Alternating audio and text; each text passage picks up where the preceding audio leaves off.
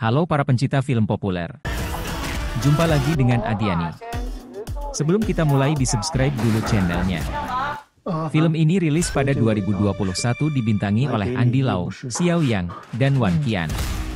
Pembunuh berdarah dingin bernama Yeo Kwon, Andy Lau. Di sisi lain, ada Chen Xiaomeng, Xiao Yang, aktor yang sedang kesulitan mendapatkan peran. Tanpa berlama-lama kita masuk ke dalam alur ceritanya.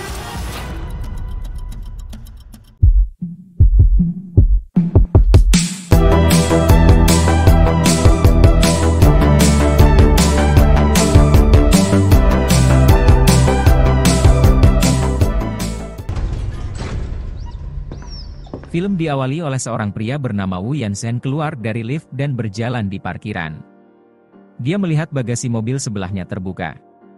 Tiba-tiba Yeo Kwon yang memakai masker dan mantel hitam datang dan menikamnya berkali-kali lalu memasukkannya ke bagasi. Kejadian tersebut direkam orang lain dari tempat tersembunyi menggunakan ponselnya.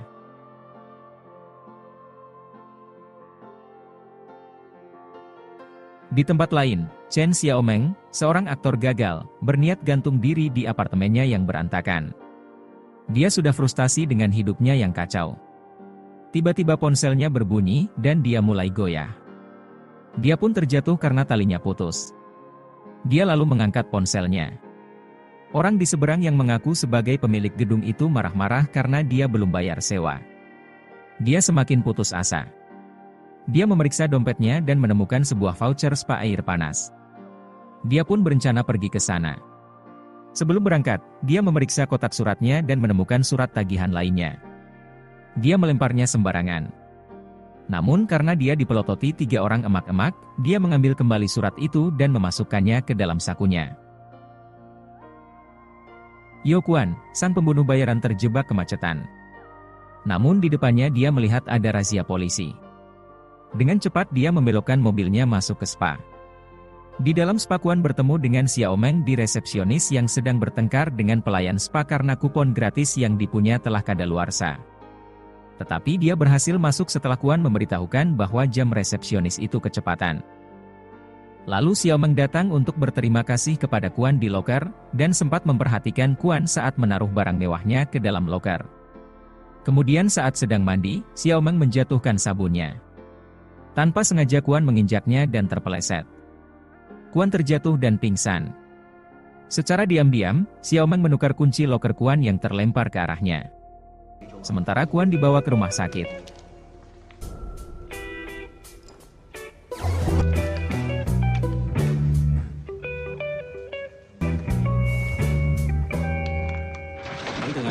Kemudian Xiaomeng yang mendapatkan kunci loker membuka loker milik Kwon dan memakai setelan mahalnya. Dia juga memakai jam tangan serta mengambil kunci mobilnya. Dia lalu masuk ke mobil Kwon dan menemukan dompet yang berisi identitas Kwon dan uang yang banyak. Dia pun segera pulang dan membayar hutang-hutangnya ke tukang daging, tukang rokok, tukang cukur, penjual togel, warnet, dan hutang ke mantan pacarnya. Dia menangis saat mengetahui mantannya sudah bertunangan.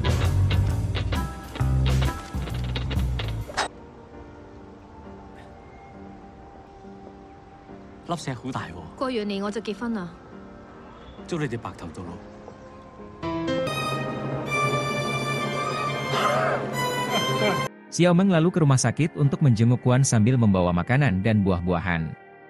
Namun ternyata Kwon mengalami amnesia karena kepalanya yang terbentur lantai. Kwon dianggap sebagai Xiaomeng sesuai identitas yang dia bawa.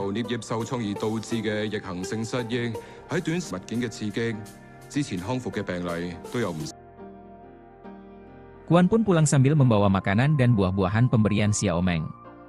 Saat di jalan, sebuah mobil melewati genangan memuncratkan air ke arahnya.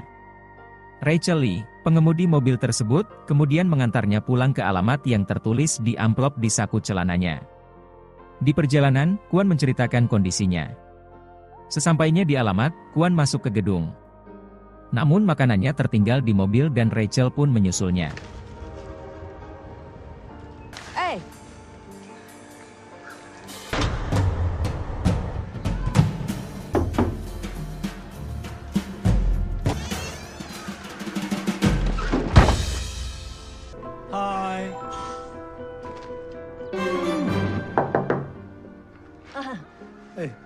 Kuan kaget menemukan apartemennya yang berantakan dan bau.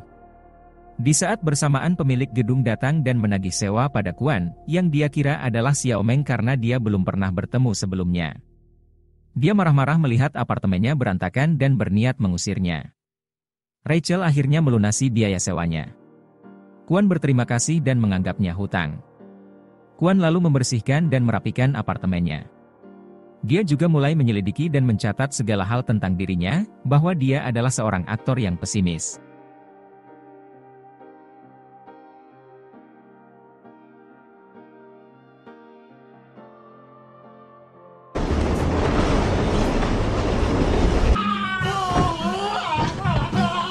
Sementara di tempat lain, Xiao Meng memasuki apartemen mewah Kuan. Dia menemukan banyak identitas palsu di apartemen Kuan.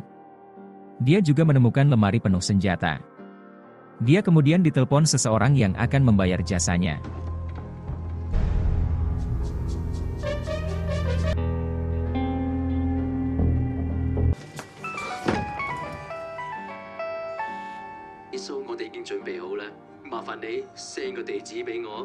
Kuan yang kini mulai menjalani hidupnya sebagai Xiao Meng. Dia mendatangi audisi pemilihan aktor figuran.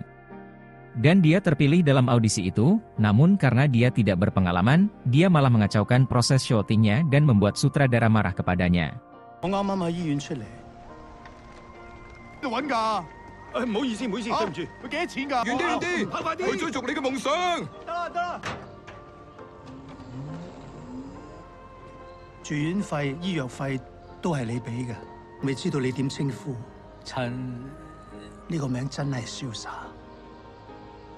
Kemudian Xiao Meng mengunjungi Kuan di apartemen miliknya.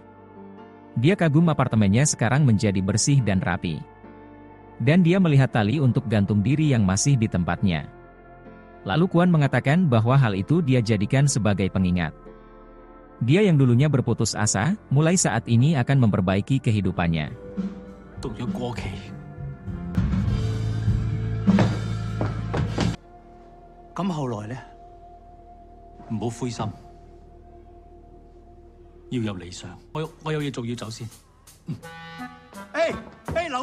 Kemudian Xiao Meng pergi untuk mengambil uang bayaran di tempat yang sudah disepakati. Namun ternyata kosong. Kemudian dia dibawa dua orang menghampirinya dan membawanya ke Hui Jia, seorang yang pernah menyewanya untuk membunuh Hu Yanzhen. Anak buahnya memperlihatkan video di ponsel saat Kuan membunuh Yanzhen. Hui ingin bertemu dan membayarnya secara langsung. Karena selama ini, jangankan bertemu, mendengar suara Kuan saja dia belum pernah. Hui berniat memakai jasa Kuan lagi untuk membunuh Zheng Jiurong, istri Yanzhen. Xiao Meng pun menyanggupinya.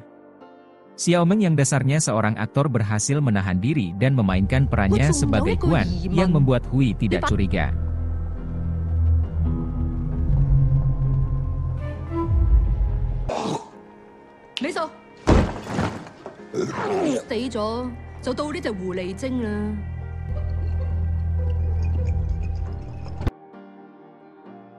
Sementara itu, Kuan makan malam bersama Rachel. Dia kemudian menyadari bahwa dia bisa bicara dengan bahasa Inggris. Dan dia bertekad di depan Rachel bahwa dia akan berubah dan berusaha menjalani hidupnya dengan sebaik-baiknya. Dia pun mulai belajar mendalami profesinya sebagai seorang aktor. Dia berhasil memikat sutradara saat berperan sebagai figuran. Dia kemudian mendapat peran yang lebih baik.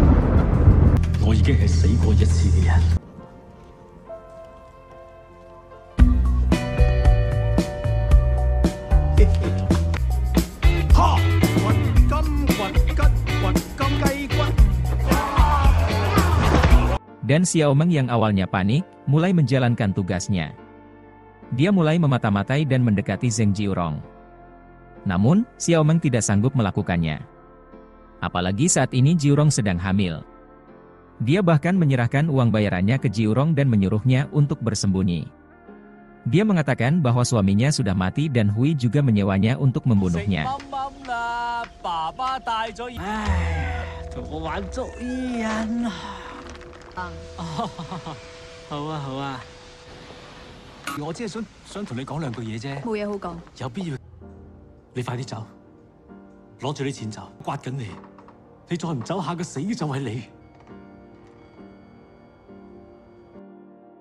Sementara karir Kwon semakin bagus. Dia mendapatkan peran-peran yang lebih penting.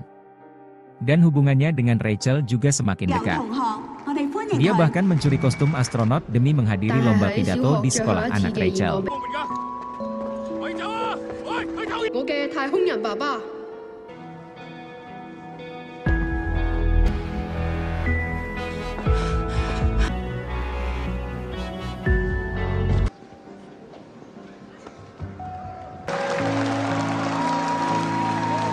Keesokan harinya Kwon yang kembali melakukan syuting film. Namun di tengah syuting, kilatan lampu-lampu penerangan mulai membuatnya sadar. Dia bahkan mengingat kembali siapa dirinya sebenarnya.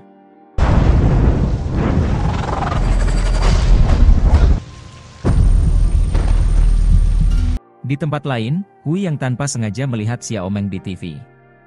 Dia kemudian marah-marah setelah tahu Xiaomeng hanyalah seorang aktor dan telah membohonginya. Sementara Xiaomeng kembali ke apartemen lamanya, dan berniat mengembalikan dompet Kwon. Tetapi dia dibuntuti oleh anak buah Hui, namun dia berhasil kabur setelah menodongkan pistolnya. Dan anak buah Hui yang ketakutan sampai ngompol di celananya. Saat di dalam mobil, rupanya Kwon sudah berada di dalam dan menodongnya dengan pisau. Mereka kemudian menuju apartemen Kwon.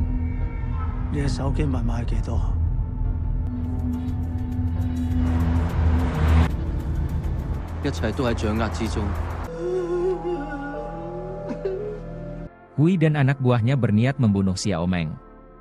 Dan mereka pergi menyerbu apartemen Kwon. Tetapi Kwon dan Xiaomeng melihatnya dari kamera CCTV, dan kemudian kabur ke lantai bawahnya menggunakan bak mandi rahasia yang sudah dipersiapkan Kwon. Karena tidak menemukan Xiaomeng, Hui dan anak buahnya keluar dari tempat itu.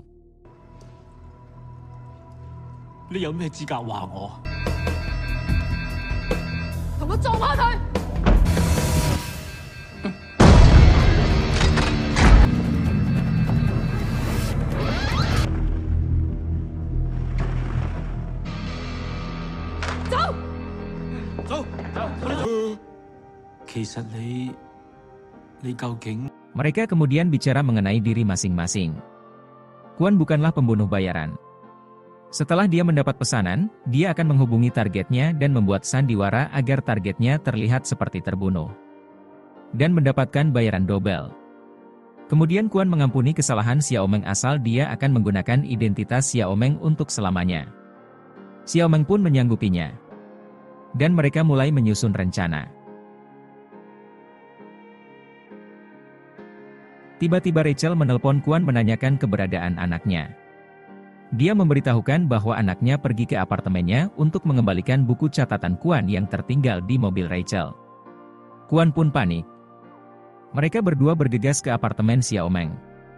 Sesampainya di sana, Xiaomeng pergi untuk menelpon Jiurong, namun tidak ada jawaban. Dia kemudian melihat anak Rachel dibawa oleh anak buah Hui. Dia pun segera melaporkannya ke Kwon. Di saat yang sama Rachel tiba di tempat itu.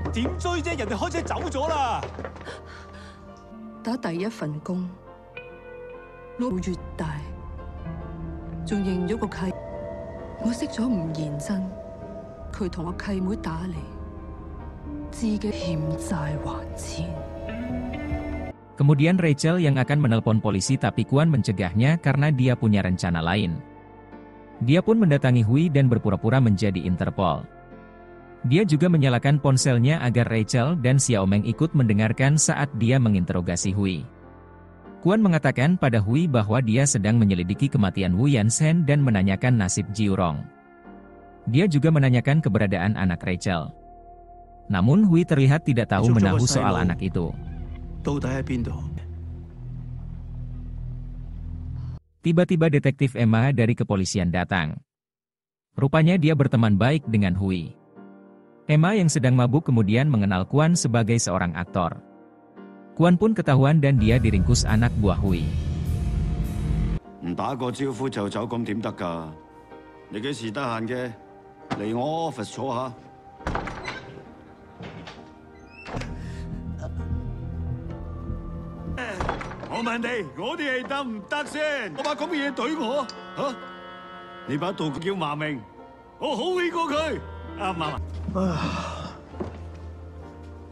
Rachel dan Xiaomeng yang mendengarkan dari ponselnya pun panik. Rachel bermaksud menghubungi polisi lagi namun Xiaomeng mencegahnya.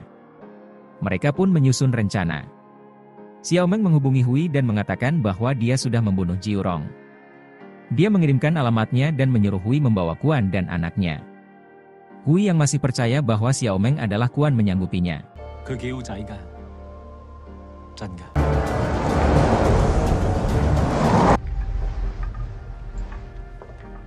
Mereka pun bertemu di sebuah gedung teater yang sudah terbengkalai. Hui dan anak buahnya membawa Kuan yang dimasukkan ke dalam karung. Sementara Xiaomeng yang berpura-pura menjadi Kuan sudah menunggu mereka. Dan sambil mengacungkan pisau, dia berlagak sudah membunuh Jiurong yang mayatnya tergeletak di sampingnya. Sambil mengoceh, dia membuka karung Kuan. Namun Hui terlihat tidak percaya. Dia mendekati mayatnya. Kemudian dia tahu kalau itu hanya darah buatan. Dia pun menendang Xiaomeng dan menyuruh mayatnya bangun, yang ternyata adalah Rachel.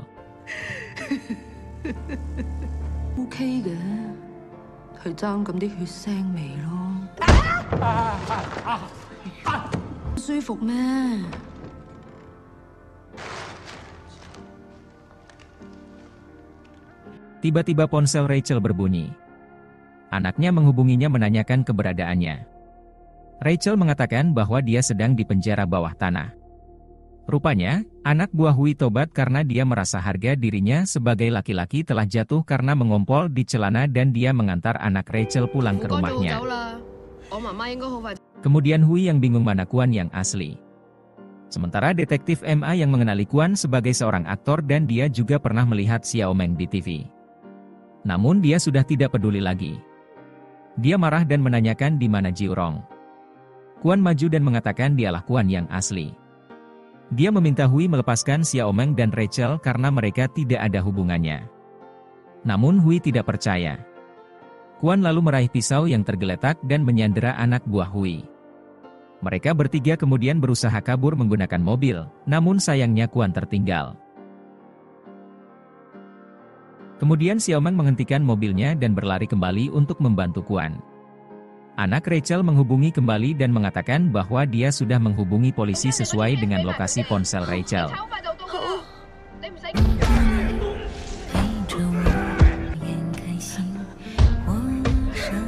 Dan Rachel pun berlari kembali ke lokasi. Dia melihat mereka berdua dihajar habis-habisan. Dia bahkan menyaksikan Hui menikam Kuan berulang-ulang. Kuan pun roboh. Namun rupanya, pisau yang digunakan merupakan pisau mainan yang bilahnya bisa masuk ke dalam gagangnya. Dalam keadaan babak belur, mereka pun tertawa tepat di saat terdengar sirene polisi tiba.